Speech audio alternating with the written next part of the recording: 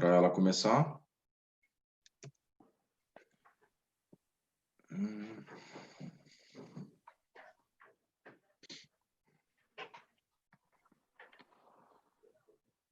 Podem começar. Boa tarde, pessoal. Primeiramente, quero agradecer a presença de todos que estão aqui participando e nos assistindo nessa tarde, nessa live sobre compliance e o direito penal. Quero me apresentar, para quem não me conhece, eu sou Andréa Strapasson, sou advogada, especialista em compliance e direito e processo penal e membro da Comissão de Estudos sobre Compliance e Anticorrupção Empresarial. Eu quero agradecer também a comissão, na pessoa do nosso presidente, o doutor Ubirajara Custódio, doutor Paulo Freitas, e também a ESA, na pessoa do doutor Francisco Zardo, sem os quais essa live não seria possível. Também agradeço aos palestrantes de hoje, doutor Gustavo Scandelari e doutor Fábio André Guarani, que irão nos abrilhantar com suas palestras sobre direito penal em época de pandemia e também compliance. Apresentando o doutor Gustavo Scandelari, é advogado criminalista, professor da Unicuritiba e também ele é membro da nossa comissão de estudos sobre compliance e anticorrupção empresarial aqui da OAB do Paraná. E quanto ao doutor Fábio André Guarani, é procurador de Justiça do Estado do Paraná, e também professor da Unicuritiba, da Escola de Magistratura do Paraná, e também da Fundação Escola do Ministério Público do Paraná, da FEMPAR. Então, agradeço aos dois brilhantes palestrantes que aceitaram o nosso convite prontamente. Em relação ao formato dessa live, só para esclarecer para vocês, nós faremos da seguinte forma: cada palestrante irá expor por 15 minutos o seu tema, e com os 30 minutos restantes nós faremos um debate. Então, vamos iniciar com a apresentação do doutor Gustavo Scandelari, que trará para nós questões práticas e teóricas do compliance, do direito penal, da atuação do advogado no compliance para que ele seja efetivo, e também questões de imputação da pena e da responsabilidade penal da pessoa jurídica. Doutor Gustavo, a palavra está com o doutor. Muito obrigado, Andréa. Quero primeiro cumprimentar todos os ouvintes, desejar uma boa tarde a todos, agradecer pela presença aqui conosco. Quero agradecer também a minha colega de comissão de compliance, a doutora Andréa, estudiosa e pesquisadora do tema, que teve a ideia, que me trouxe essa ideia de fazermos essa live. Também o nosso presidente de comissão, doutor Ubirajara Custódio, a direção da ESA também, pela organização, divulgação. Quero dizer também que para mim uma grande alegria sempre poder estar junto com o Dr. Fábio André Guarani, que é um professor que eu muito admiro, um dos exemplos que eu tenho de pesquisadores da academia. Te admiro de verdade, Fábio, como professor e membro atuante do Ministério Público, manifestações sempre aguerridas nas trincheiras forenses, aí, sempre que nos encontramos. Para mim é uma honra, Fábio, poder estar aqui contigo novamente. Pessoal, dentro do formato dessa live, eu preparei realmente uma manifestação bastante rápida para tentar ficar dentro desses 15 minutos, mas para tentar provocar alguns pontos de curiosidade mesmo, para tentarmos focar mais no debate que virá depois, né? Dentro desse grande tema, compliance e direito penal, eu selecionei algumas questões teóricas, em primeiro lugar, e depois algumas questões práticas, para tentar abranger realmente uma maior quantidade de pontos de interesse. Começando pelas questões teóricas, que aqui é onde normalmente se faz uma abordagem mais acadêmica, né, mas que ainda assim produz reflexos no dia a dia das pessoas, e aqui, especialmente, das corporações. Normalmente se fala aqui do conteúdo da lei e da literatura que hoje existe em relação ao compliance e o direito penal. Então, quais são esses principais pontos de intersecção teóricos entre compliance e direito penal que tem gerado algum debate? Para mim, os principais são 3. Primeiro, é o compliance como fundamento de imputação de responsabilidade criminal, ou seja, o fundamento de atribuição de pena. Segundo ponto, é o compliance como elemento de interferência na resposta penal, ou seja, na dosimetria da pena. E, em terceiro lugar, o grande assunto do compliance e a responsabilidade penal da pessoa jurídica. Eu acho que esses são hoje os principais grandes temas acadêmicos quando se fala em compliance e direito penal. Existem muitas outras questões complexas e interessantíssimas ligadas, por exemplo, a direitos fundamentais de funcionários e de colaboradores, quando há, por exemplo, uma investigação interna nas companhias. Não se sabe ainda ao certo a extensão desses direitos, mas como essa é mais uma questão processual, eu não vou tratar dela aqui, até para termos tempo de falar dos outros tópicos, né? Vamos então a esses tópicos. O primeiro deles, compliance como fundamento de imputação de responsabilidade criminal.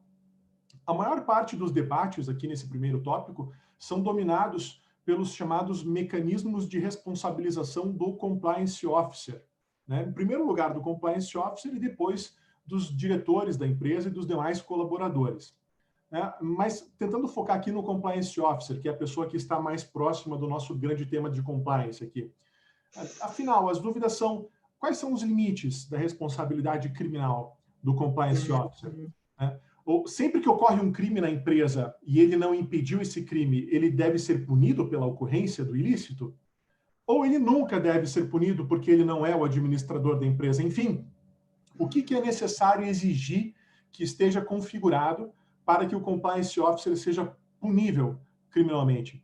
Então, todas essas dúvidas ainda estão aí postas nessa grande arena de debates, né? O que nós sabemos aqui na prática, muitos profissionais têm sido contratados a peso de ouro para exercer a função de compliance officer e, às vezes, indevidamente, os contratantes exigem que eles assinem documentos em que assumem previamente responsabilidade criminal por fatos futuros, né, que, a meu ver, são documentos sem valor jurídico, né? Não tem como se assumir responsabilidade criminal por um fato que não ocorreu. A responsabilidade criminal, como sabemos, é subjetiva e determinada por razão de domínio do fato, né, do que gerou o fato e das suas consequências também. Então, eu acho que um bom condutor para tentar se sair bem nas respostas a essas perguntas é uma lembrança de Jesus Maria Silva Sanches, que disse a seguinte frase: o paradigma penal do futuro é a responsabilização pela ausência de ação devida em negócios de risco. Ele disse essa frase há alguns anos, então eu diria que esse é o paradigma penal do presente e também do futuro. Mas veja que o grande tema aqui são os crimes omissivos, né? Porque, estatisticamente, quase sempre que ocorre um ilícito numa empresa e você cogita da responsabilização do compliance officer, não é porque ele fez alguma coisa, é porque ele deixou de fazer. Então, de forma rápida aqui, nós estamos tratando da ciência da produção do risco por parte do compliance officer e a ausência de ação devida, sendo ela possível. E essa ausência, ou melhor, essa omissão, é que pode ser dolosa ou imprudente. Aí você pensa, muito bem, essa é uma fórmula que pode talvez resolver a maior parte dos problemas da responsabilização dos departamentos de compliance e dos seus diretores. Teoricamente, sim, porque aqui estamos falando de questões teóricas, mas também existe um grande problema teórico, porque se você fala de responsabilização por crime omissivo, doloso ou imprudente, você vai ser automaticamente remetido ao nosso Código Penal, onde ele regula essa questão, que é o artigo 13, parágrafo 2º, alíneas A, B e C, né? E que você vai ver que o Código Penal diz muito pouco ali. É uma redação defasada, né? Desde a nova parte geral de 84, que foi construída com base na teoria formal da responsabilização dos crimes omissivos e que hoje já na literatura foi suplantada pela teoria material, que vem desde lá de Erwin Kaufmann, que exige uma série de questões que não foram trabalhadas na nossa legislação e muito pouco na nossa literatura para a responsabilização do compliance officer. Então, o que se tem recomendado na prática nessas situações é que o gestor do departamento de compliance ou o representante do departamento de compliance não assuma faculdades executivas na empresa. Quanto menos ele decidir, ele tem menor controle e, portanto, nenhum domínio do fato, e com isso ele dificilmente será responsabilizado. Passando ao segundo tópico. Compliance como elemento de interferência na resposta penal. Aqui nós já partimos de uma grande falha legislativa, que é a inexistência total de lei penal brasileira falando sobre o significado do compliance para fins de estabelecimento de pena. Não tem nenhuma lei penal que fale de compliance na dosimetria. Mas aí a gente pode tentar se sair, como sempre a gente tenta se sair com alguma coisa, dizendo, não, mas o juiz pode avaliar a existência ou a inexistência ou a qualidade do compliance na circunstância judicial da culpabilidade na primeira fase da dosimetria.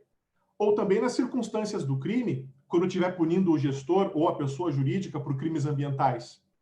Ou na segunda fase da dosimetria, o juiz poderia utilizar a atenuante nominada do artigo 66 e tentar atenuar a pena pela existência de um programa idôneo de compliance, por exemplo.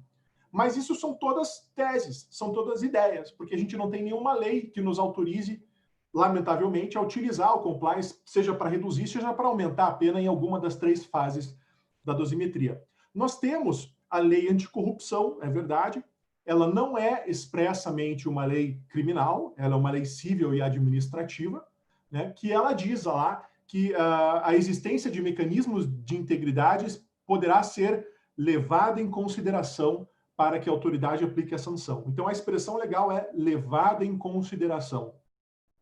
E o problema aqui é a ausência de clareza da lei. Levada em consideração para que finalidade? Levada em consideração como? Para quais limites? Né? Também não diz. Mas aqui, diga-se, não é uma lei criminal, é uma lei administrativa e civil que lida com responsabilidade objetiva. O terceiro grande ponto teórico é o compliance e a responsabilidade penal da pessoa jurídica.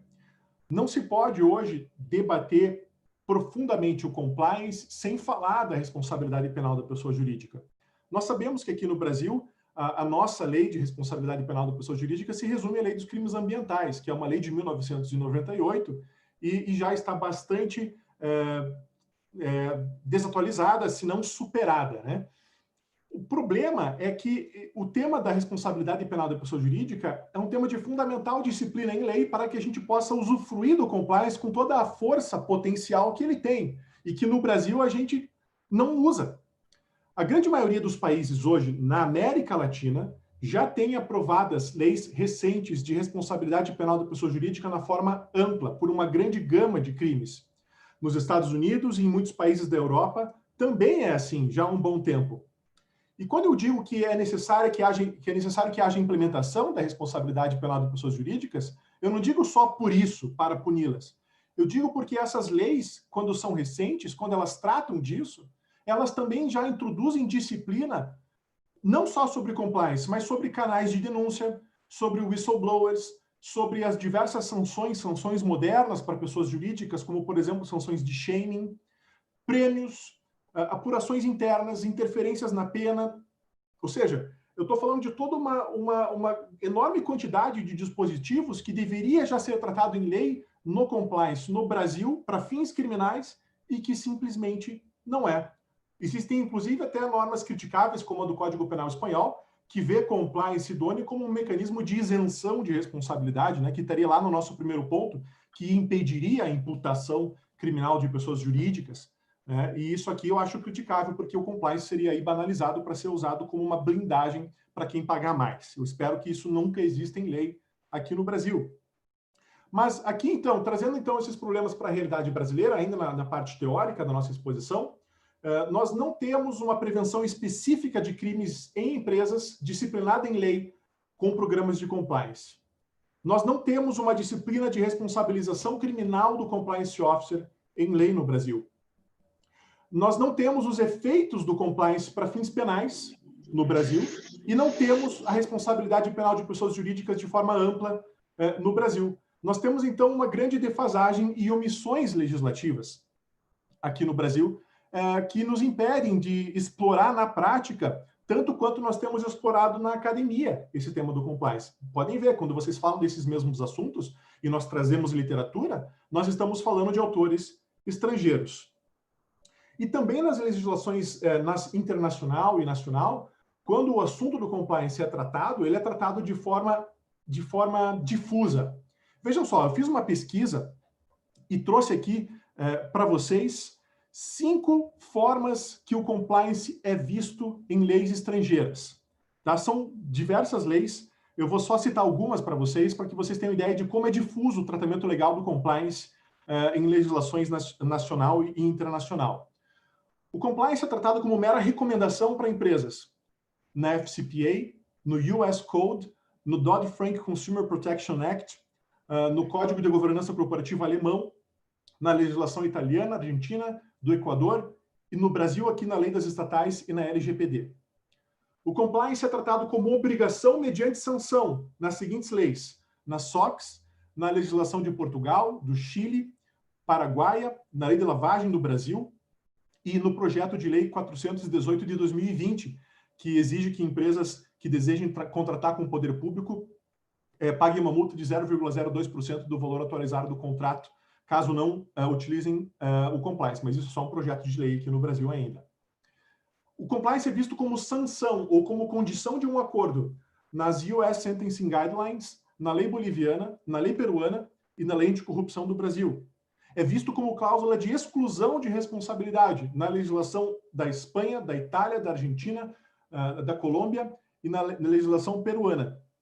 E é disciplinado expressamente como interferência na aplicação da pena em leis norte-americanas, espanholas, italianas, argentinas, chilenas, colombianas, peruanas e aqui no Brasil na lei anticorrupção e na lei na LGPD. Então vejam, não há uma uniformidade mínima no tratamento legal da matéria do compliance em muitos governos. E isso revela uma grande insegurança em relação ao que significa compliance.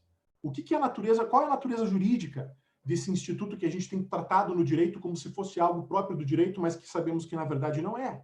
Ele é, antes de ser algo jurídico, é algo de business, é algo de administração.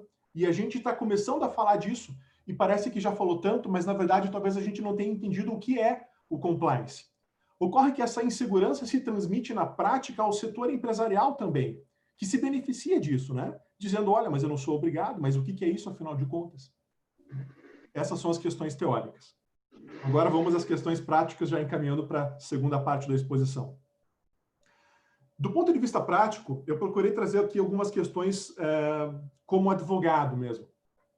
Qual deve ser, a grande pergunta é, qual deve ser a postura do advogado criminalista que lida com compliance? E eu digo porque eu já me fiz essa pergunta, eu já passei por uma espécie de transição.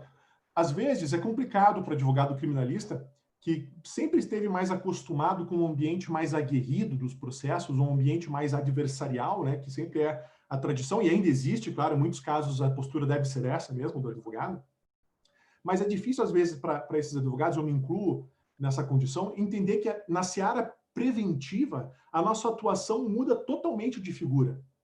A nossa atuação deve passar a ser eminentemente colaborativa, tá?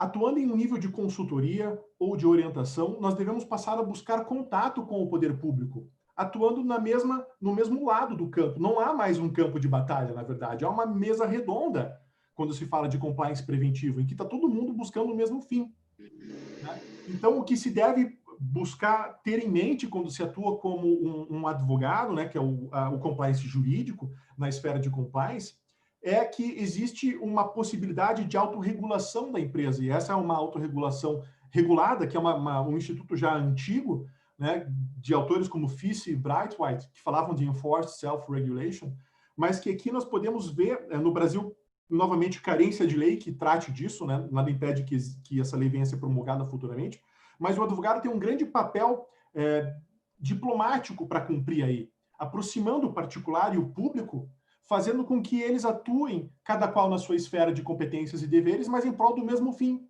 que é a prevenção. E aí está, talvez, a indicação do que é o compliance, né? É um mecanismo jurídico de natureza preventiva dentro do direito.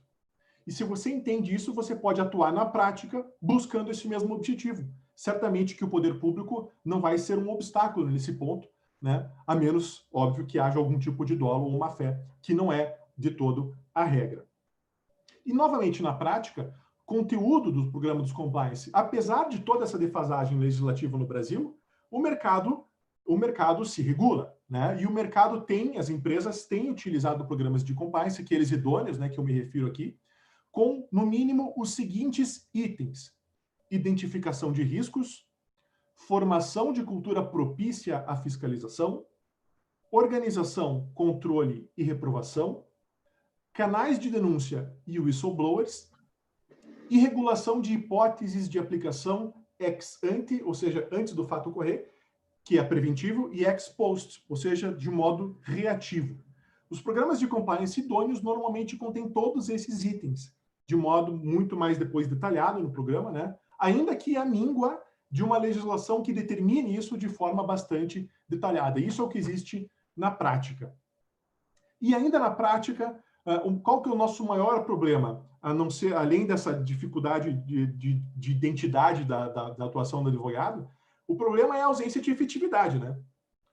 Porque a gente sabe que esse é o grande problema do compliance em geral, não só do compliance criminal. Como que você faz para garantir que o compliance seja efetivo? Né? E eu tenho refletido sobre isso, eu penso que, na verdade, não se deve falar sobre efetividade em programa de compliance, deve-se falar em idoneidade. Porque assim como um colete à prova de balas, o compliance não vai evitar um crime para sempre. Né? Se o projétil perfura o colete, você fala, esse colete não era efetivo, porque a bala passou. Mas o compliance não funciona assim como um colete à prova de balas para blindar contra crimes. Porque o crime sempre vai existir. Né? Nenhum programa de compliance vai prevenir todos os crimes para sempre. Então, o que se deve buscar é uma aptidão do programa de compliance para prevenir. Ou seja, idoneidade. Se você parte desse ponto, você pode tentar utilizar alguns requisitos objetivos que devem constar em lei, que esse programa pode vir a cumprir. E aí nós podemos evoluir para tratar de certificação, por exemplo. Certificação por entidades credenciadas e acreditadas. Aqui no Brasil, nós temos o programa Proética, né, que atua em parceria com a CGU.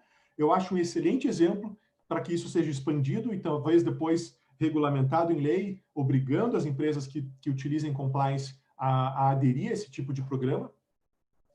E, a partir disso, nós podemos tentar resolver essa grande dificuldade da ausência de idoneidade de programas de compliance, seja para fins criminais, seja para quaisquer outros fins jurídicos. E, com isso, eu encerro aqui a minha participação breve, torcendo para que a gente possa depois continuar debatendo. Muito obrigado, Andréa, obrigado, Fábio, obrigado a todos aí que estão nos ouvindo.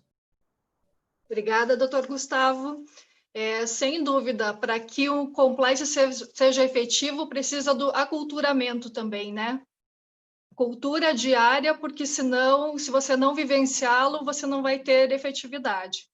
E agora, essa é uma das grandes dificuldades também, né, André? Porque como é que você mede o grau de aculturação de alguma coisa, né? Então, é uma dificuldade que a gente vai ter que trabalhar. Sim, através de alguns indicadores.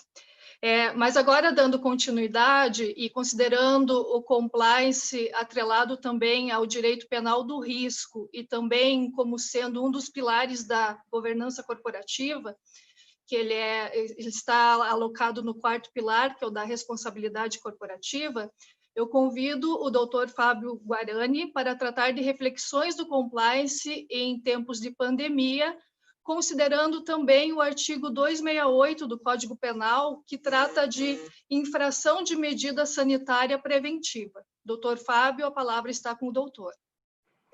Obrigado, André. André tem desenvolvido pesquisa há tempo nesse tema de compliance, né? Quero agradecer também ao Paulo Freitas, que me fez originariamente o convite, e o Bira, está vendo aqui o Birajara, né? Nosso colega de muito tempo, inclusive abriu o vídeo há pouquinho. Quero mandar meu abraço aqui já oficial, agora que a gente está fazendo o evento para o Gustavo. Já falei para o Gustavo várias vezes que é muito bom ouvi-lo, né? Viu, Gustavo? É muito bom te ouvir. Os alunos, na verdade, eles devem, de fato, mesmo com as janelas fechadas aí à distância, eles devem certamente ficar ouvindo, porque eu já fiz isso várias vezes, pessoalmente, a gente já teve trabalhando esse tema exatamente, pessoalmente, e é muito bom te ouvir. Te ouvir é uma coisa prazerosa, sabe? Fala assim, perfeito, muito bem. De uma qualidade tremenda do ponto de vista dogmático, e especificamente nesse tema, é o tema de pesquisa de doutorado, né?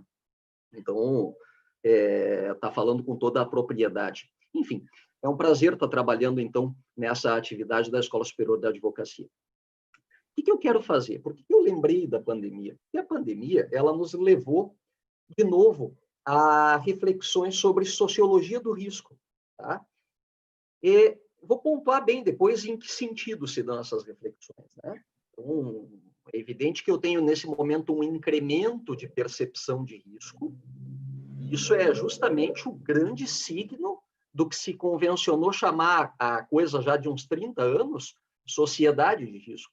A sociedade de risco é aquela sociedade que toma suas decisões políticas em torno da minimização de patamares de risco, em que o risco é o protagonista das tomadas de decisões políticas. E, nesse momento, as nossas vidas estão todas elas pautadas pela contenção de patamares de risco, numa perspectiva coletiva, numa perspectiva individual, na ideia de quase retorno ao medievo de um enclausuramento. Então, tudo isso nos faz recordar alguns postulados da sociologia do risco, e tudo isso serve como uma espécie de pano de fundo, de trasfondo, né, como falam os espanhóis, para desenvolver essas reflexões sobre compliance, porque a sociologia do risco cujo desenvolvimento se dá a partir de dois grandes episódios na década de 80, que foram os acidentes tremendos atômico de Chernobyl, a explosão da unidade nuclear de Chernobyl na Ucrânia, de um lado. E antes da Union Carbide, em 84, na Índia, hoje pertencente à Dow Chemical, né? Mas foi uma nuvem tóxica que espalhou pela cidade de Bhopal. Esses dois episódios fizeram florescer um modelo de pensamento ou de reflexão sociológica, denominado sociologia do risco, sobretudo na obra do Ulrich Beck, já falecido, ainda que outros grandes pensadores tenham se dedicado a esse tema, entre eles, por exemplo, Luhmann, também já falecido. Tá? Então, a sociologia do risco ela se desenvolve a partir do final dos anos 80. Há uma grande obra de 96 do Beck e uma outra de 2007. A de 2007 é a Sociedade do Risco Mundial, tá? Que são obras referenciais nesse assunto. E me parece interessante para esse momento, justo por causa desse cenário, desse pano de fundo da pandemia, que a gente trabalhe a conexão entre risco, sociologia do risco e compliance. Claro que fazer toda essa conexão aí em 15 minutos é de fato um tempo escasso, mas algumas coisas centrais a gente pode desenvolver. Vamos lá.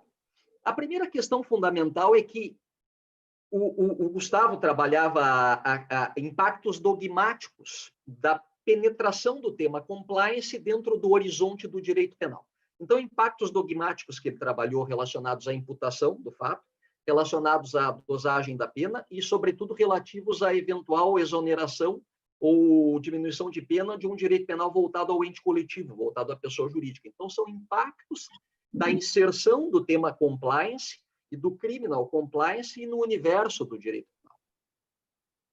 Enquanto ele trabalhou aqueles impactos, fiquei pensando, poxa, era interessante trabalhar a razão pela qual se deu essa inserção. Existem, na verdade, várias razões, não existe uma razão. Existem várias razões que determinam a inserção do compliance como um tema da hora no direito penal. A inserção no Brasil ela se deu, sobretudo, a partir aí de 2014, 2015, com a eclosão dos episódios da Lava Jato, e a partir disso se falou muito em compliance. Mas a coligação do tema compliance com corrupção, ela é só uma maneira da gente trabalhar o tema dentro do direito penal. Existem muitas outras. E uma das que me parece mais interessantes de trabalhar é justamente essa ligação entre criminal compliance e incremento do tema, seja num sentido teórico, seja num sentido prático, de modo a que compliance vira um assunto de direito penal de um lado e um fator de impulsão de outro lado, que é a sociologia do risco. Então, eu quero falar um pouquinho da sociologia do risco como impulsionadora, tá? da temática compliance dentro do direito penal, que redundará naqueles efeitos que o Gustavo resumiu. Né? Então, dentre outros impulsores, dentre outros fatores que fazem com que o compliance seja um tema momentoso para o direito penal, um fator certamente é a sociologia do risco. Vamos lá. A sociologia do risco que se apresenta como uma constatação de que houve um incremento de percepção de risco dentro do nosso sistema social. A partir desse incremento de percepção de risco, se dá uma uma tentação de controle desses patamares de risco, se joga o controle desses patamares de risco para entes coletivos, tá? Entes coletivos, então, que passam a ter as rédeas dos riscos produzidos por eles mesmos e tentam, de certa maneira, colocar esses riscos dentro de patamares toleráveis. A ultrapassagem desses patamares de risco que normalmente gera infrações de caráter penal ou de caráter administrativo. No caso, nesse momento, por exemplo, a ultrapassagem das determinações das vigilâncias sanitárias podem redundar na infração penal do 268, como a Andrea antecipou. Enfim, a ultrapassagem desses patamares de permissão de risco que redundam em infrações penais e administrativas. E o compliance tem o que com isso? Justamente a pretensão do compliance é neutralizar essas ultrapassagens de patamar de risco permitido, de modo a que as atividades empresariais, as atividades negociais, fiquem dentro do campo de tolerância de risco comumente aceito no ordenamento jurídico. Então, a meta de um programa de cumprimento normativo é a neutralização, dentre outras metas. Uma das metas é a neutralização e a prevenção de riscos que signifiquem infrações penais ou infrações administrativas, né? Essa é a ideia. Então, a conexão inicial entre compliance, de um lado, risco, de outro, é evidente. O compliance é um mecanismo de neutralização dos riscos já existentes e prevenção de maneira tal que não se ultrapassem patamares de risco tolerados, de maneira a convolar situações e infrações penais e infrações administrativas, sobretudo, mas também não só, né? Enfim, feita essa ligação entre compliance e risco, e feita a ligação entre compliance e sociologia do risco, no sentido de que a sociologia do risco incrementa a percepção dos riscos, e o compliance é chamado a neutralizá-los, e quanto mais eu incremento a percepção de riscos, mais eu tenho que ter mecanismos de neutralização. O compliance se insere nesse contexto. Agora a gente vai falar, então, um pouquinho mais pausadamente, com uma certa ordem, de risco primeiro e de sociedade de risco depois, tá?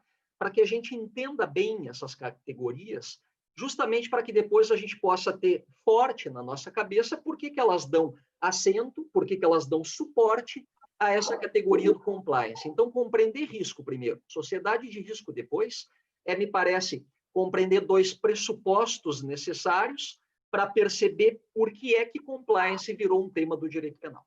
É isso, então, que a gente vai fazer.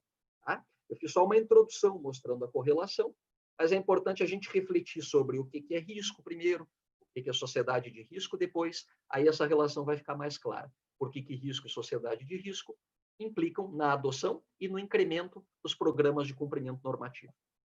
Vamos lá. Primeiro, vamos falar um pouquinho sobre risco. O que é risco? Vamos estabelecer um conceitinho. Risco é a antecipação de uma catástrofe. É a antecipação de uma tragédia. Esse é o conceito do Beck. Tá? Isso se trata de a percepção no nosso universo mental de o que é que pode acontecer de ruim a partir da tomada de uma decisão por nossa parte ou de nossa parte. Isso nós pretendemos tomar decisões, optamos por uma decisão, e os riscos são os efeitos colaterais que aparecem da tomada desta decisão, enquanto efeitos ruins, efeitos negativos. Isso faz com que eu, quando vá tomar a decisão, como agente de tomada de decisão, antecipe determinados problemas, efeitos colaterais negativos, ou catástrofes, numa palavra bem mais pesada. Isso que é isso? É a antecipação da tragédia, é a cenificação, a encenação mental de uma catástrofe, de um problema, de uma tragédia derivada da minha própria decisão. Isso é risco. Tá? Esse é um modo de conceber risco. Outro modo muito bacana, que também está presente no Beck, e eu tirei de lá, é a ideia interessante de que risco é uma profecia que se autorrefuta. Eu acho sensacional essa definição. Inclusive, levei um tempo para entender. Tá? Bem, André, que bacana. Quer dizer risco como uma profecia que se autorrefuta? Bom, quando a gente toma uma decisão, a gente enxerga os efeitos colaterais futuros, desejados e não desejados. E quando a gente enxerga os efeitos colaterais não desejados, é claro que a gente não vai levar adiante a decisão se a gente não se cercar de uma série de cautelas que neutralizem esses efeitos colaterais não desejados. Nessa perspectiva, eu profetizo as tragédias e já dou uma ideia, e já arranjo uma maneira de neutralizar essas tragédias, de refutar essas tragédias. Então, vou tomar a decisão A e penso comigo, poxa, mas vai acontecer a tragédia X. Deixa eu dar um jeito de refutar. Como que eu faço para refutar, neutralizar? Tomando a medida Y. Então, por isso, o risco é uma profecia que se autorrefuta. Eu acho genialíssimo esse modo de definir risco. Tá? A palavra, ela é uma palavra interessantemente ligada ao mar. Ela é uma palavra moderna, a palavra risco. Ela tem duas etimologias possíveis. Tá? Alguns falam de uma etimologia espanhola, que vai à palavra risco, por sua vez, repetindo uma manobra náutica que vinha dos árabes. Uma manobra de desencalhar navios que estão parados sobre recifes, manobra que se faz quando a onda sobe e se sacode o navio de um dado modo que ele saia. E é bastante arriscada. Por quê? Porque se ela der errado, o navio fica encalhado de vez. Ele que estava encalhado na maré baixa. Tá? Outra etimologia é a italiana, que fala de risciare, né? Risco como ousar. O verbo risciare, do italiano mais antigo, significa ousar, e é a palavra associada aos mercadores marítimos que levaram adiante a expansão ultramarina. E que eram, de fato, ousados no sentido de avançarem contra o perigo, se jogarem contra o desconhecido para comerciarem, desafiando um certo destino que lhes tinha sido dado, talvez até por uma predestinação divina, que o homem, de modo geral, não costumava desafiar. Um homem, de modo geral, não era ousado, se contentava com o seu destino.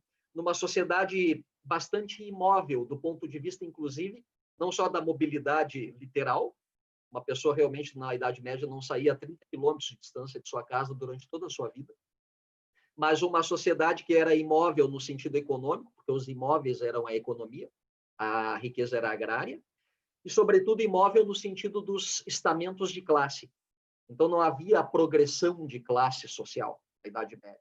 O sujeito nascia dentro de uma sociedade de classe e permanecia. Famílias inteiras, inclusive de gerações inteiras, com a mesma profissão. Pois o mercador marítimo desafia tudo isso e, nessa perspectiva, ele é um ousado. Num primeiro momento, justamente na Idade Média, o olhar sobre esse mercador é um olhar desconfiadíssimo. É um Jack Sparrow, alguém que não merece minha confiança, sabe? Quer dizer, aquele pirata mesmo, alguém que não é alguém de virtudes, é um sujeito cobiçoso, é um sujeito violento, é um sujeito não confiável, enfim. Por quê? Porque desafia a ordem terrena. Esse que se volta quase contra uma espécie de destino escrito teologicamente, tá? Esse olhar, portanto, a partir de virtudes cristãs lançado sobre esse mercador ousado, é claro que esse olhar se modificou a partir de conquistas derivadas da expansão ultramarina. Assim, esse navegador, que era alguém indigno de confiança, passa a ser alguém digno de aplauso. Por quê? Porque, ousando, conquistou o que ninguém conquistou, descobriu o que ninguém descobriu e agora tem direito a um prêmio por ser ousado. Na literatura, é muito visível esse giro, que é o giro que passa da Idade Média para a modernidade. Na Idade Média, o olhar é um olhar negativo, a ponto de que o Odisseu, Ulisses, navegou, né, na tragédia famosa grega. Ulisses, na obra do Petrarca e na obra do Dante, Ulisses tem um olhar negativo. Esse navegador, por exemplo, no Dante, está condenado no inferno. Por quê? Porque ousou ver o que se não devia ver. Quis ver demais, escreveu Francisco Petrarca. Quis ver demais. Né? Alguém curioso como uma espécie de Eva do Gênesis. Né? Pesa sobre a Eva esse estigma de ter querido saber o que não tinha que saber, ter querido saber demais. Pois pesa também sobre o Odisseu essa ideia, sobre um navegador medieval, então, que ousa desafiando a ordem do mundo. Deve ser punido por isso. O olhar moderno é o avesso. A gente faz o quê com o risco hoje? A gente remunera. Quando a gente estuda a teoria geral econômica, a gente aprende que risco e lucro é a remuneração do risco. E isso legitima a ideia de lucro. Por quê? Porque alguém se arriscou e, por se arriscar, tem direito, enquanto empreendedor, de ganhar com o risco a que se submeteu. É como uma espécie de prêmio. Então, quem era condenado, hoje é aplaudido. Entendem? Por que risco passa a ser algo, uma categoria, vista de maneira positiva a partir da modernidade, ao passo em que era negativa no período medieval? É evidente que o risco é uma categoria percebida modernamente como digna de prêmio, de lucro, ser remunerada mediante lucro, mas é, por outro lado, alguma coisa que acompanha a humanidade de maneira imemorial. Afinal de contas, o ser humano é um buscador de segurança. Os animais não fazem estocagem de alimentos. Os animais não ficam se preocupando com o seu onde morarão daqui a um mês. No mecanismo chave e fechadura, que faz com que eles se adaptam ao ambiente de uma maneira que nós não nos adaptamos, eles têm um instinto tão poderoso que eles conseguem todo dia, por dia, se aprovisionar de comida, de bebida, de onde repousar. Nós não. E por isso nós somos procuradores de segurança. Tá? Tem um autor chamado Michelangelo Lorusso que fala cercatori di sicurezza, ou seja, procuradores, buscadores de segurança, num livro chamado A Aventura do Risco. E, claro, o anverso dessa busca de segurança é a exposição ao risco, em relação à qual o homem sempre se pelou de pavor. Mas, a partir da modernidade, ele passa a ter um olhar positivo e, inclusive, se lança à aventura do risco. A gente vê, por exemplo, quando tem análise da Bolsa de Valores, as pessoas dizendo assim, o mercado está mais disposto ao risco, está menos disposto a se arriscar. Essa é a nossa compreensão de risco hoje, como algo positivo que acaba sendo remunerado. Fiz essa introdução. Devo adiantar que risco é diferente de perigo. Risco provém de decisões humanas, já falei. Perigos provêm da natureza. Tá? O perigo de ser atingido por um raio não tem nada a ver com risco. Risco é alguma coisa que procede de decisão humana. Por exemplo, a decisão de usarmos energia nuclear produziu o risco da explosão de Chernobyl. Outra coisa, a distinção entre riscos objetivos e riscos subjetivos é prudente fazer. A gente, na modernidade, e pelo olhar otimista sobre o risco típico da modernidade, nós achamos que, dominando a língua da natureza, que é a matemática, conseguimos calcular os riscos todo o tempo. Na obra Il Saggiatore, que é a obra do Galileu Galilei, o ensaísta, ele diz que o homem, dominando a língua da natureza, que é a matemática, consegue dominar todos os fenômenos dela, porque os calcula. E, a partir daí, surge uma ideia de calculabilidade dos riscos. Riscos objetivos seriam os riscos calculáveis pelos experts. Subjetivos, aqueles não calculáveis, e que são, na verdade, sentidos pelos leigos. Tá? Essa divisão acabou. Justamente Chernobyl e Bhopal despertaram a humanidade, primeiro, para a ideia de que os riscos não são objetivos e subjetivos. Fossem calculáveis, não haveria tragédias. Segundo, se os riscos são antecipações de uma tragédia na nossa mente, todos eles são subjetivos. Todos eles são subjetivos. Riscos são percepções culturais. Riscos são percepções culturais. Mesmo dentro de uma mesma sociedade, o que um percebe como bom, outro percebe como arriscado. Veja que andar no mármore liso ou na neve pode ser uma delícia para uma criança de 8 anos e um risco para alguém que com 89 anos anda de andador. Entendeu? Então, riscos não são mensuráveis do ponto de vista objetivo, eles são percepções subjetivas. Esta ideia é uma ideia que ganhou incremento com a sociologia do risco. Agora vamos falar um pouquinho de sociologia do risco. Tá? Já falei o que é risco, agora vamos falar de sociologia do risco. A sociologia do risco justamente é essa que diz que a marca da sociedade atual é fazer com que os riscos sejam os protagonistas das tomadas de decisões políticas. E quando eu falo de decisões políticas, não esqueçam, inclusive políticas criminais, porque a política criminal é parte da política. E o risco passa a ser protagonista também das tomadas de decisão político-criminais. E, claro, para neutralizar o risco de ser apanhado, fica já evidente a entrada do compliance dentro do universo do direito penal, por essa via. Tá? Posso caracterizar a sociedade de risco como uma sociedade que troca liberdade por segurança, a partir da intensificação da percepção dos riscos. Eu não sei se vocês entendem o que eu estou falando, deixa eu dar um exemplo muito concreto. Andar de avião. Isso é um sonho de Ícaro, né? Do Ícaro cujas asas derretem, mas que o homem consegue finalmente levar adiante no começo do século XX. No final do século XIX, começo do século XX, irmãos Wright e Santos Dumont.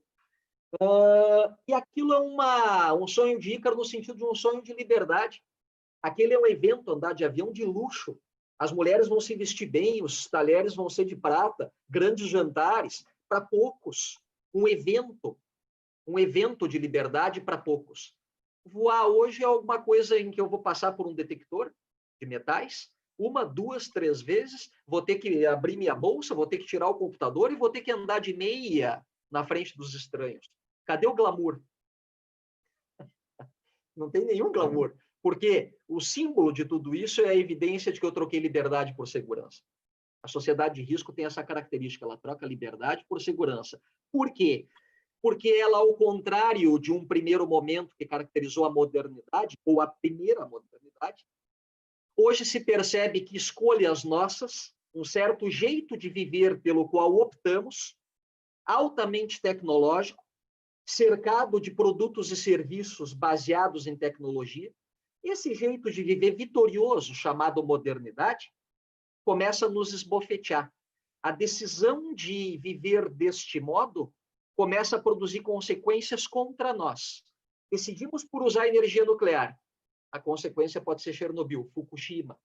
Decidimos por viajar de uma maneira nunca vista pelo mundo todo, nas trocas comerciais, no turismo, mesmo nas migrações, um homem absolutamente móvel. Decidiu isso? Decidiu. Pois é. Então, levar a epidemia de um lugar para outros, tornando a epidemia pandemia, é uma possibilidade. Decidimos por fazer amplo uso de plásticos, pois então a Union Carbide, que produz plásticos, se ela explodir, esse é um efeito colateral que nós estamos assumindo. Só que na primeira modernidade a gente batia palma, dizia assim, olha, é o preço a se pagar da evolução e do progresso. A segunda modernidade, que é o momento que vivemos hoje, é um momento de ceticismo em relação a esse modo tecnológico de viver. Ceticismo. Um ceticismo que coloca em xeque os sistemas peritos, isso é, os conhecimentos científicos que estão apontados no celular, numa usina nuclear, nos aviões, nos automóveis, no que for. Faz a gente desconfiar de um conjunto de conhecimento sobre o qual um dia erguemos toda a nossa confiança. Isso é sociedade de risco, uma sociedade cética em relação aos sistemas peritos, uma sociedade que coloca, de certa maneira, os conhecimentos científicos no banco dos réus, uma sociedade que, por isso, clama pela criação de um certo princípio de precaução no âmbito, por exemplo, do direito ambiental, e traz isso até para dentro do direito penal. Tá legal? Uma sociedade, enfim, que agora não aposta mais seu futuro na adoção de decisões pelo uso de tecnologias. Por quê? Porque o controle dos efeitos colaterais delas parece estar arrancado das nossas mãos. Sociedade de risco é aquela em que nós perdemos as rédeas dos controles dos riscos, que um dia achávamos que estavam nas nossas mãos, mediante um cálculo matemático, e que percebemos que não estão a partir desses grandes episódios trágicos. Tá legal? No que isso repercute em direito penal? De uma maneira muito veloz. Olha, se aumentou a percepção de riscos, porque percebemos que o cálculo e o controle deles deslizou das nossas mãos, nós certamente vamos exigir das pessoas que sejam mais ou menos cuidadosas. Ora, se aumenta a percepção de riscos, 1. 2, se a gente achava que controlava riscos e não controlamos mais, a controlabilidade de risco se perdeu, é evidente que nós exigiremos das pessoas que sejam mais cuidadosas. Isso leva a ter mais ou menos quebras de cuidado. Se eu tenho um ordenamento jurídico que exige mais cuidados, quanto mais cuidados exijo, mais descuidos ocorrem. Por quê? Porque quanto mais se exigem observâncias de cautela, Quanto mais eu aumento o leque de cautelas a serem observadas, mais fácil é quebrar um dos pontos desse leque. Né? Quanto mais exigências de algo, quanto mais se exige de alguém, mais fácil é que alguém viole a exigência, é uma coisa óbvia. Se eu exigir pouco de alguém, é mais fácil obedecer. Se eu exigir muito de alguém, é mais difícil obedecer. Então, é óbvio. A consequência, então, lógica é que eu incremento o direito administrativo, o direito penal, de categorias que exigem patamares de cuidado e puno os descuidos. Isso leva, Gustavo, a termos mais crimes culposos. Porque o símbolo do crime culposo, ou a ideia de crime culposo, basicamente é a ideia de descuido. Crime culposo é descuido, e descuido é crime culposo. Tá?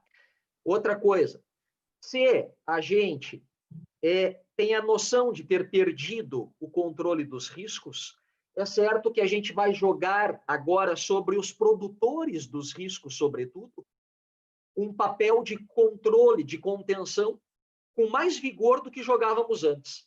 Ou seja, a gente coloca cada vez mais as pessoas em posição de garante. Garante é quem tem dever de evitar resultados. Se eu estou enxergando agora com mais força os efeitos colaterais das decisões econômicas, empresariais, por exemplo, é claro que eu incremento a posição de quem tomou essas decisões, que é a posição de garante. Ou seja, tomou uma decisão econômica de risco, tens o dever de evitar o resultado para terceiros de tragédias derivadas da decisão que tu tomaste. Isso faz com que eu aumente o leque de posições de garante sobre o qual eu jogo as pessoas. Eu jogo cada vez mais, arremesso cada vez mais as pessoas sobre posições de garante, ou melhor ainda, eu jogo sobre as pessoas as posições de garante.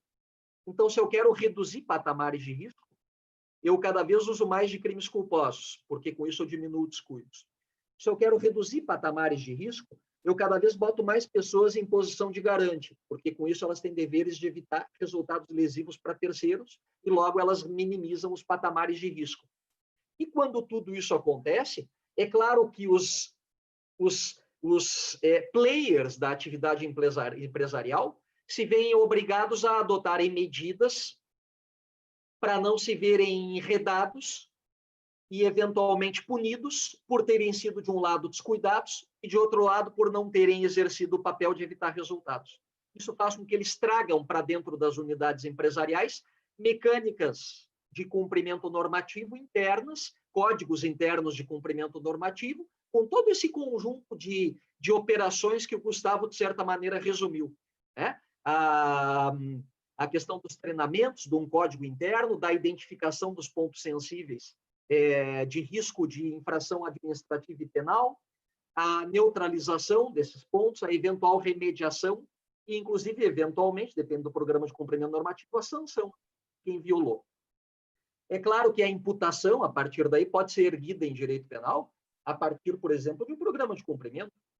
Se crime culposo literalmente se dá quando eu firmo um estándar de comportamento e comparo com o que o sujeito fez, podem pensar que o Ministério Público facilmente vai fazer o estándar de comportamento ser constituído a partir do quê? Do próprio programa de cumprimento normativo que a empresa adotava. Mais do que isso, determinados elementos de tipos, Gustavo, é claro que serão interpretados a partir de um programa interno de cumprimento normativo. Eu estou, por exemplo, pensando aqui em gestão temerária de instituição financeira. Como é que eu vou saber que é temerária a gestão? Basta olhar o programa de compliance daquela unidade financeira, daquele banco, daquela financeira, e verificar quais eram os campos de risco admissíveis.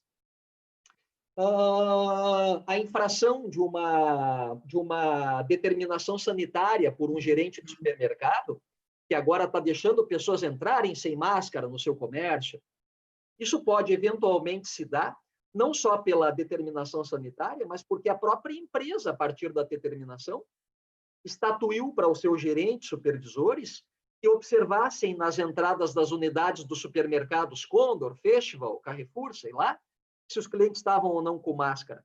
Então, o Ministério Público está fazendo uso agora de uma normativa interna. Claro, no 268 tem que ter um comando administrativo infringido, mas eu vou reforçar a imputação com a normativa interna.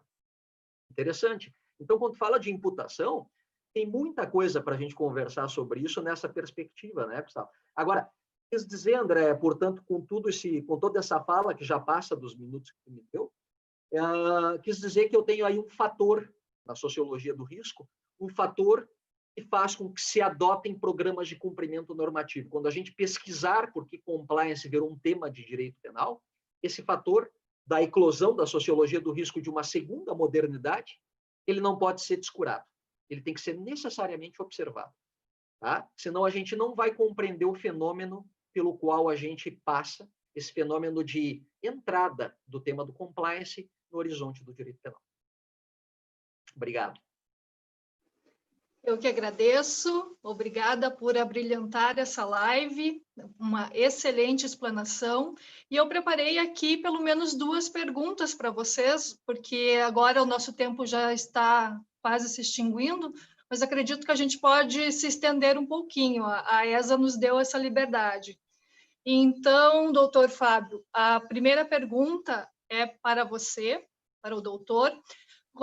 E ela é a seguinte: considerando a sociologia do risco, o compliance enquanto meio preventivo, no qual a missão da anticorrupção é constante e não pontual, na sua visão, como fica a tomada de decisões políticas nessa época de pandemia? A pandemia, ela na verdade é uma... Por que eu quis falar de pandemia? Até eu acabei... A pergunta me dá a oportunidade quase de fazer um fechamento que não tive tempo antes, tá? Porque, o que a pandemia faz? A pandemia, ela traz confirmações de postulados da sociologia do risco. Vale a pena a gente explorar muito rapidamente quais são essas confirmações ou algumas delas. Tá? Vamos lá. Um postulado, um primeiro postulado confirmado pela pandemia da sociologia do risco é o seguinte: os sociólogos do risco defendem a ideia de que os riscos são democráticos, no sentido de que expõem todos à sensação de risco. Tá? A sensação de risco é uma sensação que submete a todos. Todos estão submetidos a ela. Nessa perspectiva, ela é democrática, essa sensação de riscos. É diferente de problemas como a fome. A fome pode ser um problema teu, não meu. Não ter o que vestir, um problema teu, não meu. Agora, quando a gente fala de aquecimento global, é um problema de todos. Quando a gente fala de, eventualmente, da nuvem radioativa numa dada região, naquela região de Fukushima não tem gênero, classe social, idade, é um problema de todos. Nessa perspectiva, o risco é democrático. O que a pandemia fez? A pandemia, ela confirmou essa característica do risco. Né? Eu insisto que, pegar a doença é um risco que é um problema que vem da natureza, então não seria risco, seria perigo. Mas a difusão em caráter universal só se deu por causa de tecnologias humanas. Eu insisto nisso. Quando a gente fala de sociedade de risco, é uma coisa muito específica. É riscos derivados de tecnologias e da decisão humana de usá-las. E sociedade de risco não tem nada a ver com o risco de ser assaltado na sinaleira, não tem nada a ver com o risco de morrer afogado se entrar no mar, tá legal? Não tem nada a ver com isso. São riscos derivados de tecnologias, de um certo uso intensificado delas, e cunhou um modo de viver. Esse modo de viver hoje cobra consequências que residem sobre todos. E como os riscos são democráticos, olha que bacana agora, a gestão dos riscos passa também a ser. Percebido que o risco é algo que submete a todos, a gestão dos riscos como contenção de patamares toleráveis passa também a ser um trabalho de todos. Na primeira modernidade, a gente achava que essa grande mãe agência chamada Estado era a agência que tinha que fazer a contenção de todos os riscos.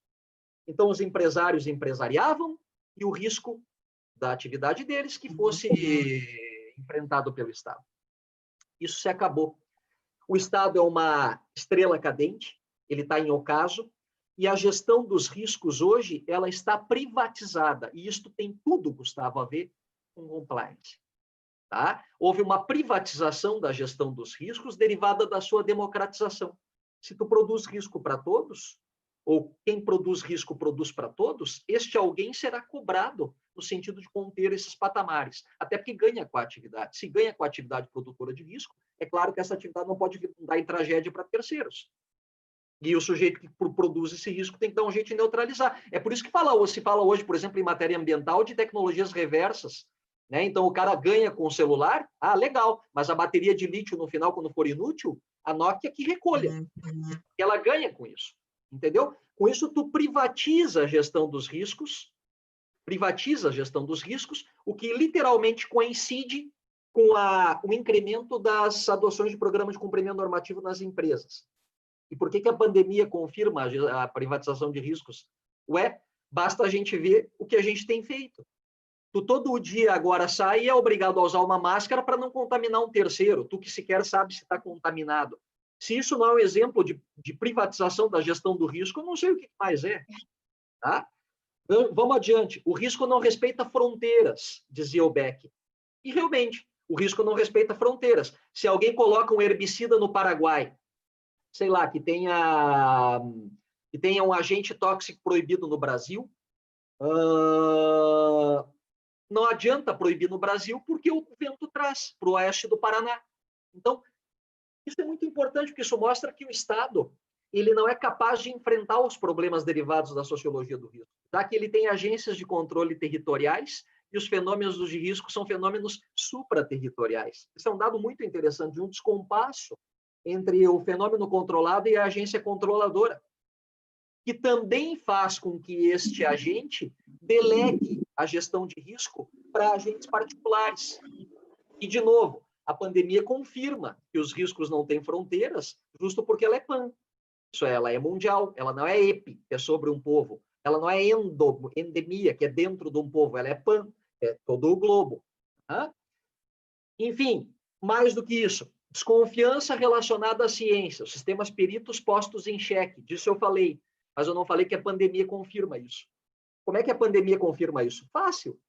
Basta a gente abrir os jornais e ver a disparidade de opiniões entre os cientistas sobre os efeitos da cloroquina, os efeitos do outro medicamento, quanto tempo vai levar a vacina, quando é o apogeu, o ápice da doença. Os cientistas não se entendem. E quando os cientistas não se entendem, é lógico que o leigo olha para tudo aquilo e diz, opa, como que vou confiar nesses caras? Nessa perspectiva, toda a ciência é colocada no banco dos réus. E a pandemia confirma também esse postulado da sociologia do risco. E, finalmente, sabe o que a pandemia vai confirmar? Ela vai confirmar uma tendência de trocarmos liberdade por segurança. Isso pode ser bom de um lado e péssimo de outro. Pode colocar em risco as conquistas liberais suadamente levadas adiante ao longo de 300 anos de modernidade. Como uma grande herança, o grande legado das luzes, da filosofia da ilustração. Liberdades públicas, eventualmente, podem estar em jogo.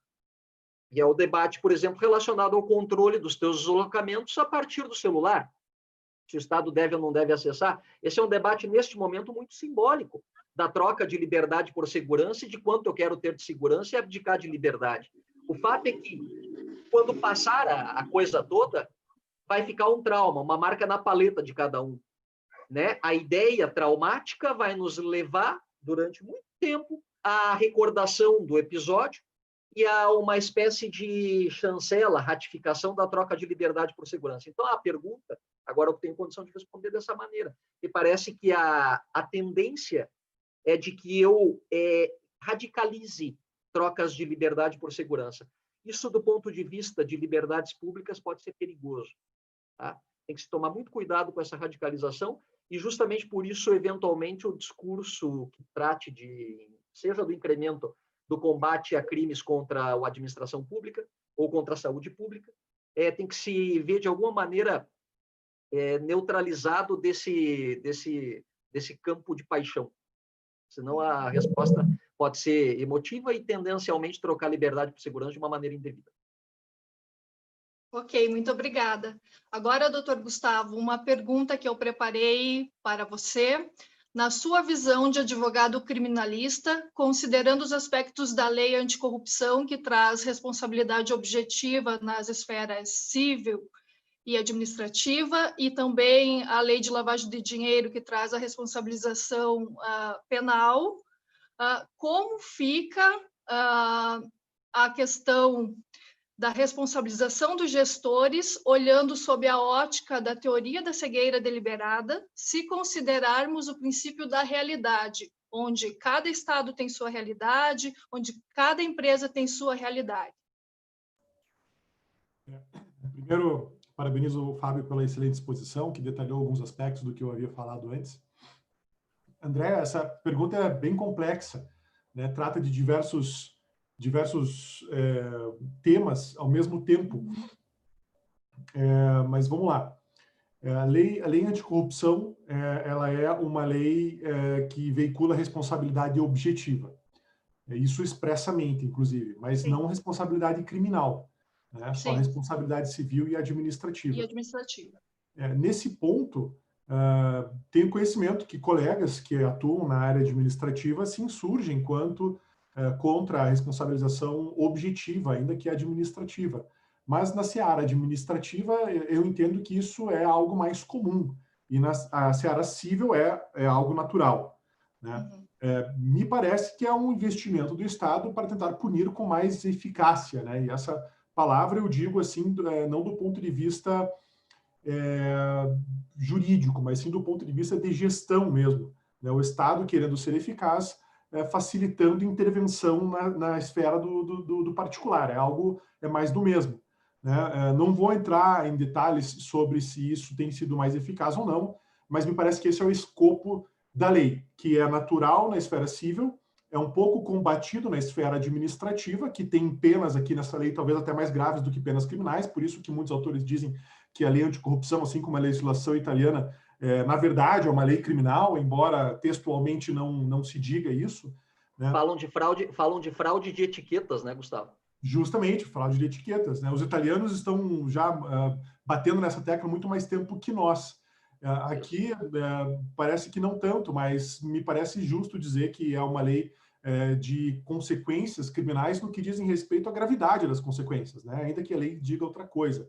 É claro que, se você for olhar na literatura, a responsabilidade objetiva na seara criminal é vedada, né? Não se pode admitir. E eu digo isso aqui no Brasil, na nossa tradição, né? Porque também existem leis criminais em outros países, como Estados Unidos e Reino Unido, que veiculam responsabilização objetiva na seara criminal também, né? E lá eles dizem que isso funciona, né? Mas aí é uma questão de comparar culturas e tradições que não vem ao caso aqui. Mas é claro que nós não podemos aqui ficar dizendo, não, eu estou falando só do ponto de vista criminal, eu estou só na área criminal, porque quando você, do ponto de vista do advogado, você recebe uma empresa para tratar, para atendê-la em relação a um problema que tem respeito, que diga relação à corrupção ou à lavagem de dinheiro e também ao compliance, muito normalmente essa empresa está sofrendo investigações ou acusações de ações de improbidade e ações criminais. Então, são matérias que se mesclam, né? E uma coisa leva a outra, porque a produção probatória, embora as instruções tramitem diferentemente em instâncias distintas nos processos, elas se complementam, né? Os juízes também, embora sejam distintos, o Estado é um só e tudo vai ser produzido debaixo do mesmo olhar da autoridade, né? Então, eu acho que isso, na verdade, tem algo a ver com a teoria da cegueira deliberada, no sentido de maior intervencionismo. Tem uma obra muito boa, uma obra recente do nosso colega Guilherme Lucchesi, professor aqui também, professor da UFPR, sobre isso, né? Punindo culpa como dolo. Se não me engano, acho que esse é o título do livro dele, que ele fala da cegueira deliberada nos crimes de lavagem de dinheiro. Veja só, o que eu posso te dizer, André? Embora a gente não tenha uma lei que fale de cegueira deliberada aqui no Brasil, nem uma doutrina tradicional sustentando a possibilidade, na verdade, tudo depende das provas. É tudo uma questão de prova, no caso concreto, de você poder deduzir dos elementos que foram colhidos na instrução se aquelas pessoas sobre as quais recai a suspeita ou a acusação poderiam ou deveriam imaginar que aquela consequência ocorreria, né? E o compliance vem muito a calhar nisso, né? Ainda que na ausência de lei, as normas que a empresa colocou para si própria são um importantíssimo elemento de convicção, né, por parte das autoridades competentes para tentar avaliar se as pessoas envolvidas tinham conhecimento de que aquilo estava acontecendo ou ia acontecer e, portanto, aceitaram o risco, ou ainda que não tivessem, se deveriam tê-lo, né? E aí talvez a gente se aproxime mais da cegueira deliberada. E, independentemente de posições aqui, de ser favorável, ser contra a teoria da cegueira deliberada, o fato é que há membros do Ministério Público que são favoráveis, ajuizariam ações utilizando-se dessa teoria, e há também magistrados que também condenam com base nessa teoria. Então, é uma realidade. É a mesma questão da responsabilidade penal da pessoa jurídica. O advogado, enquanto professor, ou o cidadão, enquanto professor, diz, não, isso é incompatível, no Brasil não se admite, mas tem pessoas jurídicas sendo condenadas. Né? Então, está acontecendo. Então, o que eu acho que dá para extrair desse tema, a partir da sua provocação, é que essa é uma realidade e que a classe empresarial tem que estar alerta. Independentemente de a gente dizer que é constitucional, que é inconstitucional, que é legal, que é ilegal, que não há literatura, a pessoa pode ser condenada. Justa ou injustamente. Porque ainda que a condenação diga, com base na teoria da cegueira deliberada, estou condenando essa pessoa por lavagem de dinheiro. Né? Pode ser que, ainda que você discorde da teoria da cegueira deliberada, existam elementos de prova ali que suportem a conclusão de que aquela pessoa tinha dolo eventual. Né? Agiu com dolo eventual. E agiria, e poderia ter utilizado só o dolo eventual, a teoria da cegueira deliberada não era de menção obrigatória. Então, uma coisa é preciso também ter atenção. Né? Não existe teoria dos frutos da árvore envenenada para nomes de teorias. Não é o fato de que o juiz ou o promotor usou o nome de uma teoria por si só que deve macular a conclusão. Então você diga, não, a teoria da cegueira deliberada não vou admitir, eu não admito, eu sou contra. E aí constou o nome dessa teoria na acusação ou na sentença. Mas tirando-se o nome dessa teoria, os elementos de prova ali suportam uma conclusão a favor da imputação ou a favor da responsabilização, aí me parece que é irrelevante o título da teoria, o nome da teoria. É relevante o que está nos autos. E o que está nos autos é o que nos interessa. Partindo do pressuposto de que o compliance é um elemento de convicção e o que ele significa para a pessoa do imputado é relevantíssimo, porque se a pessoa visa implementar o programa de compliance para se eximir da responsabilização, isso me parece que é uma prova de dolo. Né? A pessoa colocou o compliance para poder seguir praticando a sua conduta, gerando riscos ou gerando danos, a pessoa estava tentando se eximir. Não é compliance, é outra coisa. Agora, se de outro lado, o empresário tem elementos que ele agiu com boa fé, que ele realmente queria adimplir com as suas obrigações, que ele queria cumprir com as exigências da autoridade, implementando o compliance com esse intuito, e ainda assim o programa acabou sendo furado, né? A revelia dele, a revelia da gestão, aí talvez você possa cogitar de um crime culposo, e no caso de lavagem de dinheiro não é possível. Então aí não... Claro. Fazer um acréscimo, já que a gente fazer um mínimo jeito de fazer até debate, mas claro. Observações assim, ó. A primeira delas em relação à cegueira, tem, me parece, um movimento dogmático que contribui fortemente para a utilização disseminada da ideia de cegueira deliberada, que é o deslocamento de um modelo de dolo descritivo psíquico para um modelo de dolo normativo atributivo. Então, quer dizer, no momento em que se trabalhava o dolo como um certo estado mental e se colocava a exigência para o Ministério Público da demonstração desse estado mental... Ontológico, né? Isso, com caráter de ontologia, de uma certa representação e vontade, elemento cognitivo e volitivo, é evidente que a ideia de cegueira deliberada como uma espécie de equivalente funcional do dolo ficava inviável. A questão toda é que quando tu muda essa concepção de dolo e passa para um dolo normativo atributivo, em que eu vou dizer que há dolo quando alguém se meteu numa situação X ou Y, que a norma diz que quem se meteu nela agiu com dolo, que é um dolo que não vai da cabeça do agente para o juiz, mas do juiz atribuído ao agente, é evidente que quando o movimento se dá dessa maneira, a construção do dolo se dá, sobretudo, a partir de indícios como, por exemplo, a quebra dos parâmetros normativos de um papel social, como ser compliance officer, como ser empresário, em que medida o empresário, dentro de um papel social de empresário, pode transferir as obrigações originárias de vigilância, em que medida ele fica com obrigações residuais. Todo o dolo será construído a partir de um processo comunicativo que vai do intérprete para, entre aspas, a cabeça do sujeito ativo do crime, ou do réu, né? Em vez da cabeça dele vir para o intérprete.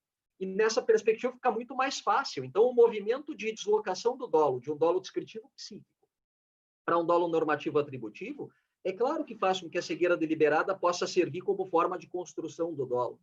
Porque daí basta a norma dizer, ou o intérprete dizer, eu trato estas situações de alguém que não se desincumbiu do seu papel de conferência como situações dolosas. Entende? Quer dizer, esse é um ponto, só que eu queria deixar como contributo, né, de por que está acontecendo isso. Olha, eu sou meio antiquado nisso. Tá? Eu realmente não compactuo muito da ideia de tu construir o dolo pela só quebra do papel. Não gosto muito dessa ideia. Ainda que o cérebro seja indevassável, algo lá dentro ocorreu. Esse dado é fundamental.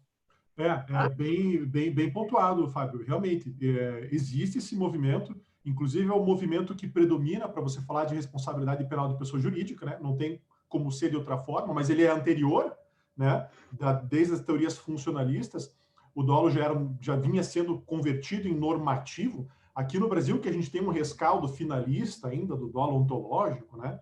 Mas isso me parece que é cada vez mais passado.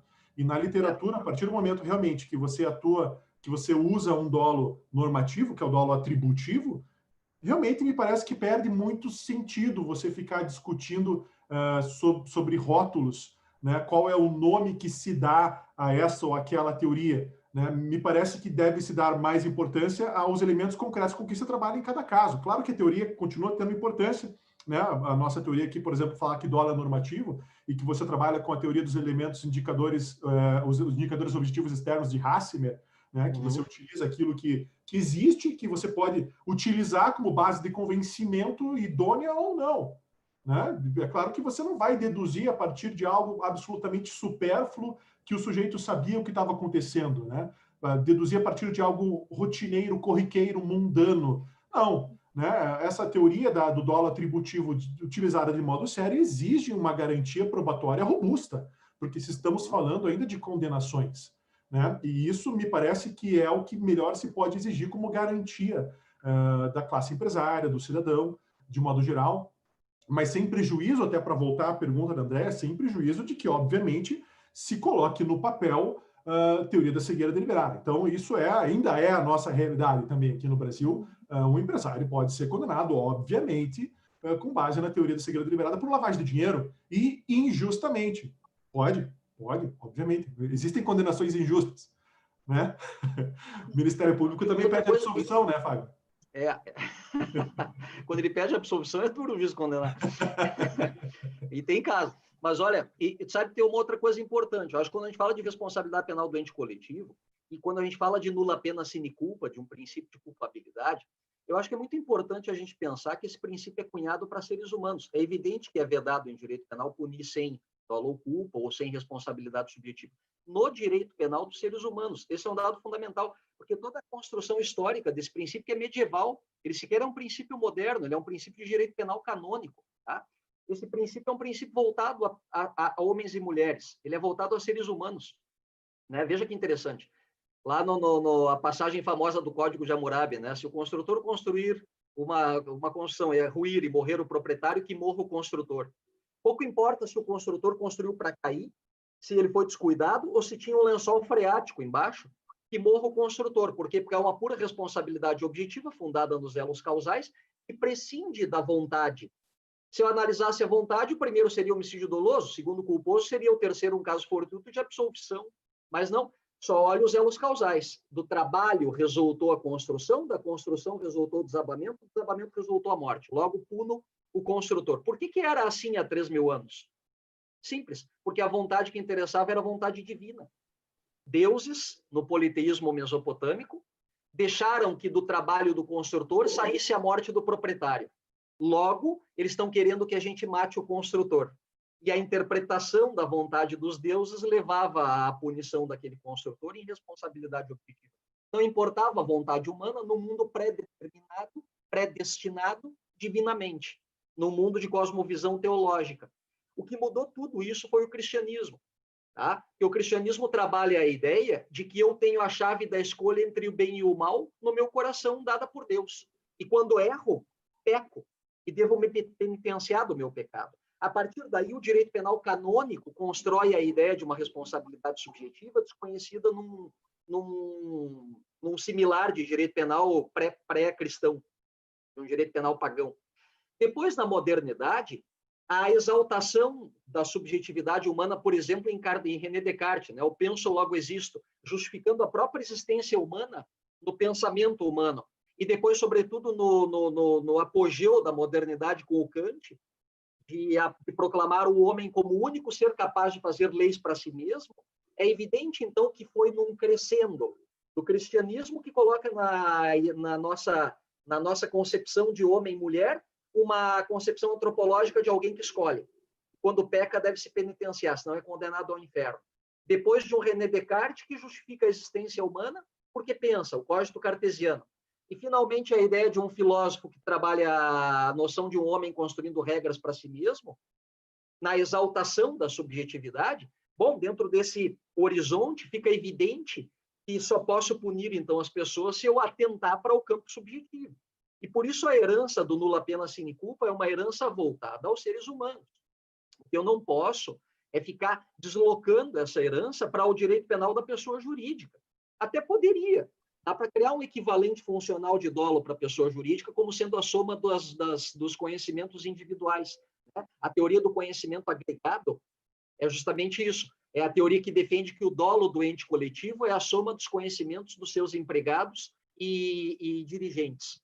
Só que eu nem preciso desse dolo quando se trata de pessoa jurídica. Eu realmente posso ter responsabilidade penal objetiva, sem qualquer drama relacionado ao princípio da culpabilidade, pela ideia simples de que o princípio da culpabilidade é uma herança antropocêntrica. Ele é para seres humanos, ele não é para entes coletivos. Nem teria como ser, porque o ente coletivo não é um ente moral dentro do qual habita um universo de escolhas, seja na perspectiva antiga ou seja na perspectiva da neurociência, né? dos neurônios e das redes neurais que brigam entre si para ver qual prevalece, que nem fala o David Eagleman, no Incógnito. Né? Uma Casas Bahia, Coca-Cola e, sei lá, Magazine Luiza não são assim. Ou Petrobras, entendeu? Essa é a questão fundamental. Eu não posso trabalhar no direito penal do ente coletivo esse postulado que é de seres humanos. Ah, mas não tem então contenção esse direito penal? Claro que tem, mas é uma contenção própria do ente coletivo. Por exemplo, o princípio do direito empresarial, da continuidade da atividade empresarial, tem que entrar no radar do direito penal econômico, quando ele trata de punir o ente coletivo. Tem que punir o ente coletivo de uma tal forma que não inviabilize a atividade empresarial, porque ela é, afinal, um bem social. As pessoas comem com aquilo. O Estado arrecada e abre creche com aquilo. Né? Enfim, tem parceiros de negócio, tem leques maiores de oportunidade para consumidores. Então, dentro dessa perspectiva, os princípios de contenção do poder punitivo para a pessoa jurídica devem ser ajustados à natureza dela. Isso me parece uma necessidade de a gente pontuar na conversa. Tá? Excelentes considerações. Alguém quer pontuar mais alguma coisa? De minha parte, não, André, mas estou à disposição. Ok. Então, pelo adiantado da hora, eu, enquanto mediadora dessa live, agradeço a vocês dois, gigantes do direito penal, abrilhantaram aqui a nossa live, excelentes exposições. Temos aqui nos comentários vários elogios, até o pessoal pedindo para fazer mais lives nesse sentido, e isso me deixa muito feliz, porque hoje foi a nossa estreia. E também dizer para vocês que nós temos um projeto de lives aí em parceria da nossa comissão de compliance com a ESA, né? Então aguardem novidades, teremos mais lives pela frente. E declaro essa sessão encerrada. Muito obrigada. Parabéns pela condução aí, André. Cumprimentos ao Fábio mais uma vez. Um abraço a todos. Grande abraço, Gustavo. Foi um prazer te ouvir e um prazer te ouvir, André. Espero que tenha sido útil para todos aí. Com certeza. Muito obrigada. Tchau, tchau. Tchau, tchau.